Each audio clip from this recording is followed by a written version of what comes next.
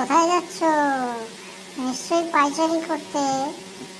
মুখটা তো আজকে একটু অন্ধকার অন্ধকার গম্ভীর গম্ভীর লাগছে। কি ব্যাপার?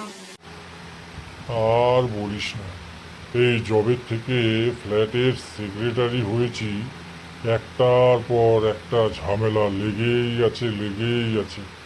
ঝামেলা যেন আমার আর পিছু ছাড়ছে না।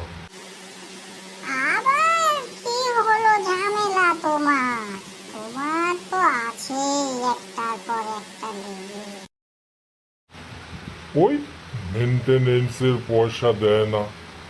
আমাদের ফ্ল্যাটটা যে জমির উপর উঠেছে না, ওই জমির মালিকরা চার ভাই বোন।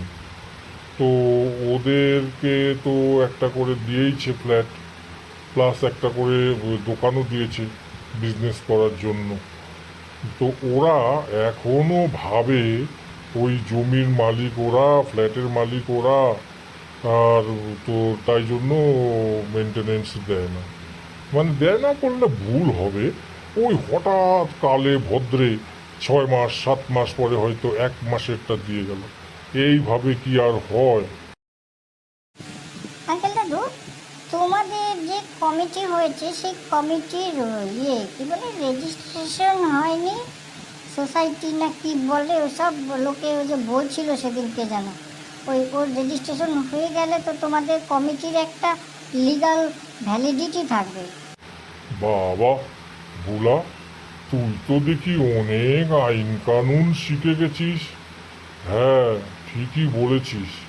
ওই কমিটির একটা রেজিস্ট্রেশন হলে আমাদের একটা লিগাল মানে ভ্যালু থাকবে সোসাইটির।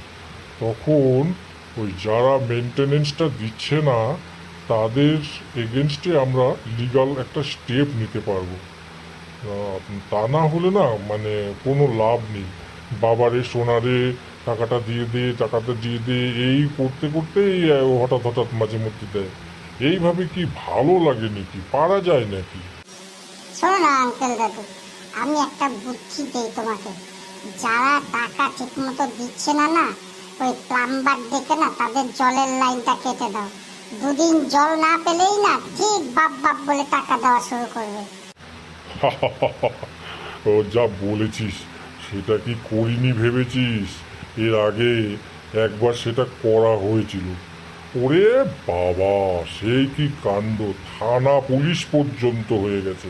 পুলিশ এসে আমাদের বলছে যে কেন আপনারা জল বন্ধ করেছেন।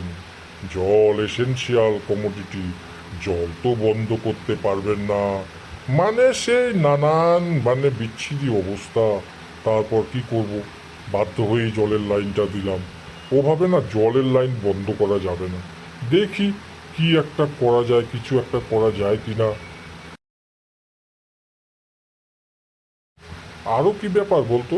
কোনো লজ্জা সরম বলতে নেই। টাকা দেয় না, অথচ লিফট ছাড়া ও আপ ডাউন করবেন না ওনারা।